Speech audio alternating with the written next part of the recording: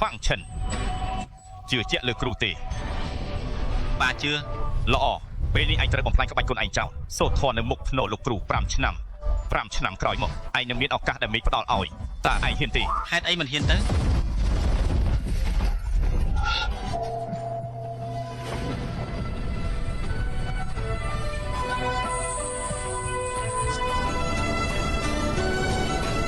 លោកគ្រូថ្ងៃនេះគ្រប់5ឆ្នាំហើយឱកាសបានមកដល់ហើយ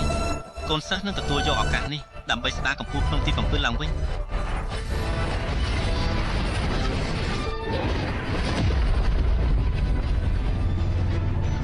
លោកគឺជា function មែនទេគឺខ្ញុំឈ្មោះលីនស៊ូយៀនថ្ងៃនេះខ្ញុំមកដើម្បីប្រាប់អ្នកថាយើងមិនមែនជាមនុស្សនៅក្នុងពិភពលោកតែមួយទេថ្ងៃនេះខ្ញុំមកជួបអ្នកគឺដើម្បីសុំផ្ដាច់ពាក្យប្រកាសណាស់ខ្ញុំដឹងថាអ្នកប្រហែលជាមិនយល់ព្រមដល់ងាយនោះទេប៉ុន្តែថ្ងៃនេះខ្ញុំមកមិនមែនមកពិភាក្សាជាមួយលោកទេគឺមកជូនដំណឹងចំពោះលិខិតភ្ជាប់ពាក្យរបស់យើងចង់ទុកឬមិនទុកក៏តាមចិត្តចុះព្រោះចាប់ពីថ្ងៃនេះទៅវាក៏គ្រាន់តែជាกระดาษឥតប្រយោជន៍មួយសន្លឹកប៉ុណ្ណោះចាំបន្តិចមានរឿងអីទៀតនេះគឺជាលិខិតភ្ជាប់ពាក្យរបស់យើង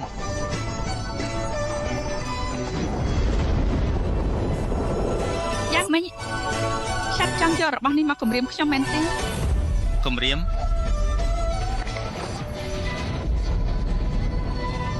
កំពូលវិញ្ញាណអាយុ8ឆ្នាំខ្លាំងណាស់មែនទេការខ្ញុំអាយុ6ឆ្នាំខ្ញុំដល់កំពូលវិញ្ញាណទៅហើយបើមិនមែនខ្ញុំស្ដាប់តាមបញ្ជាលោកគ្រូទេអ្នកសូម្បីតែកាន់ស្បែកជើងខ្ញុំក៏មិនសមដែរនាងមិនសមទេ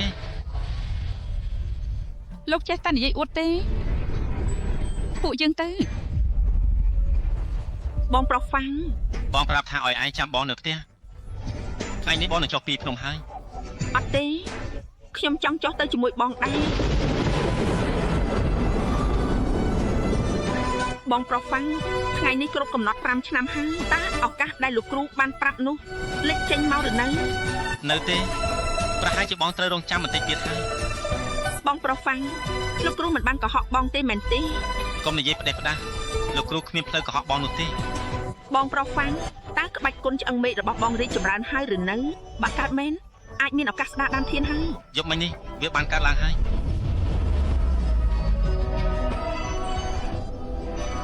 ចឹងខ្ញុំក៏មិនបាច់សម្ដែងតទៅទៀតដែរ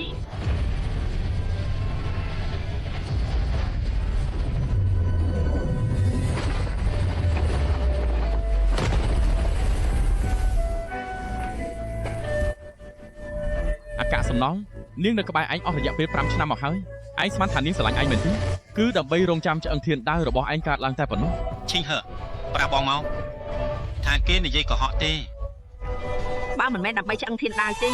អ្នកណាមានពេលមកនៅជាមួយមនុស្សអត់ប្រយោជន៍ដូចជាឯងបងប្រុសលូយុនពេលនេះគាត់កម្រិតទី6នៃហឹកធានហើយខ្លាំងជាងមនុស្សដូចជាឯងរាប់រយដងហេតុអីធ្វើបែបនេះដាក់ខ្ញុំអត់ប្រយោជន៍ឯងមិនដឹងទីអីសិស្សប្អូនស្រីដ៏ល្អរបស់ឯងបានប្រគល់ខ្លួនឲ្យខ្ញុំតាំងពីយប់នោះមកម្លេះ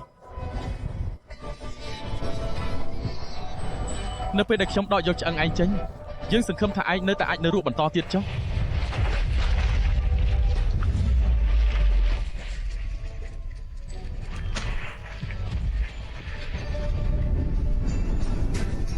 ចេតិយនេះគឺជាកំណត់ទ្រព្យរបស់ឋានសួគ៌និងផែនដីការឲ្យឯងជាភ្នោគឺដើម្បីចិញ្ចឹមចេតិយដោយធម្មពលរបស់ខ្លួនឯងការលុបបំបាត់ដានធានគឺដើម្បីយកវាធ្វើជាមធ្យោបាយឲ្យចេតិយទទួលស្គាល់ម្ចាស់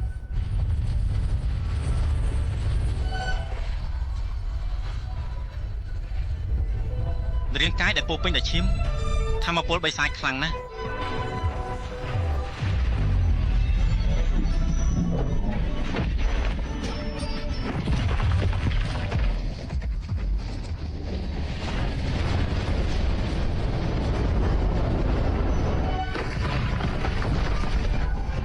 ខ្ញុំអាចស្លាប់បានទេខ្ញុំនៅមានរឿងជាច្រើនដែលមិនទាន់បានធ្វើទៀត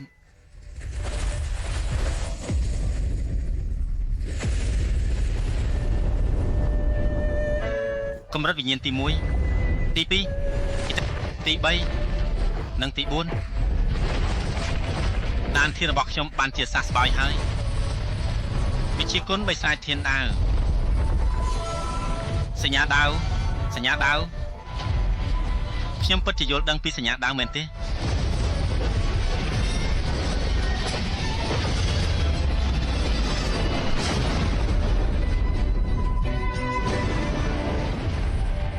ទោះបីជាខ្ញុំនៅត្រឹមតែកម្រិតទី4ក៏ដោយប៉ុន្តែខ្ញុំមានកម្លាំងស្មើនឹងកម្រិតទី9លោកគ្រូ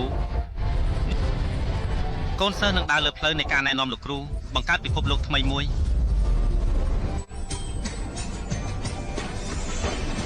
លោកគ្រូ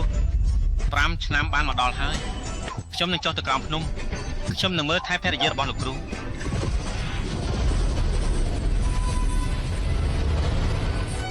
ទោះជាអ្នកណាក៏ដោយបើហ៊ានប៉ះពាល់នាងខ្ញុំនឹងឲ្យអ្នកនោះសងមកវិញ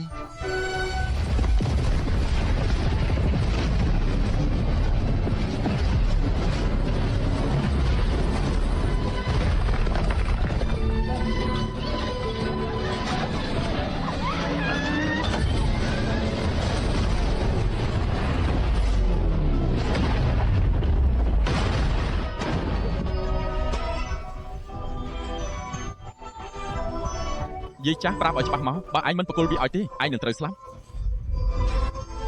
ខ្ញុំពិតជាគ្មានមែន ឈប់ភ្លាម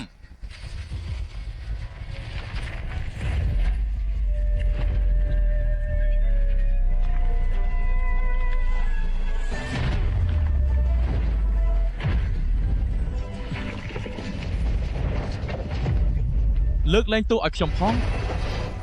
តើអ្នកណាបញ្ជូនឯងមក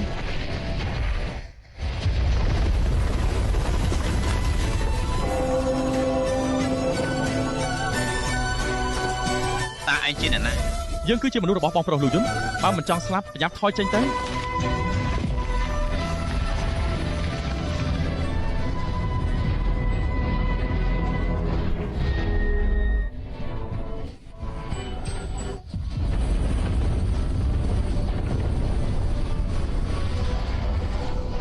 ពួកឯងទៅតាមកំដរលោកគ្រូរបស់យើងទៅ កម្រិតវិញ្ញាណទី4តូចតាចសោះហ៊ានមកនិយាយអួតទៅសម្លាប់វាទៅ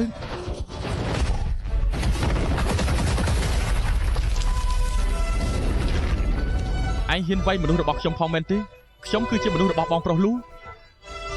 ងចង់ស្លាប់មែនទេ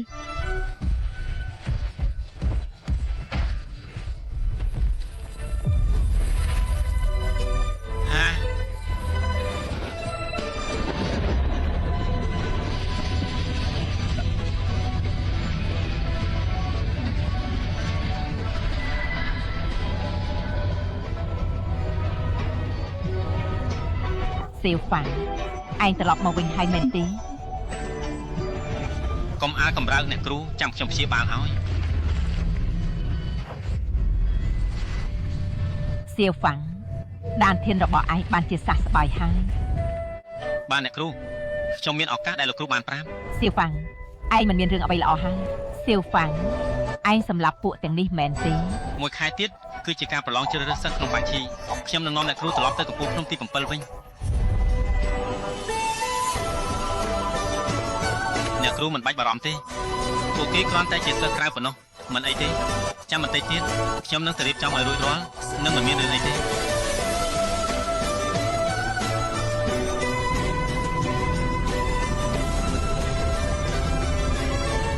អូនេះមិនមែនជាសំណប់ចិត្តរបស់ខ្ញុំទេអី